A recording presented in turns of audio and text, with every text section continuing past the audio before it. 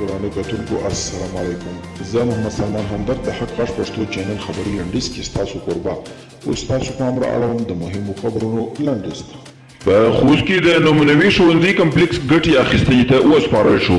د سلواغې په 23مه د پنجشنبې په ورځ خوست کې د سویل ختیځ د څلورو ولایتونو ممتاز زده کوونکو لپاره په لومړي ځل د هیواد په کچه د نمونوي ښوونځي کمپلیکس له جوړېدو وروسته ګټې اخیستنې ته وسپارل شو. د ایران سپاهي پاسداران د ځمکني قواوو تمرینات پیل کړي. د ایران سپاهي پاسداران انقلاب د دې هیواد په جنوب لویدیځ کې د عراق پولې ته نږدې د ځمکني قواوو تمرینات پیل کړل او ایران دا وخت له امریکا سره په یو لوی کشمکش کې ښکېل دی.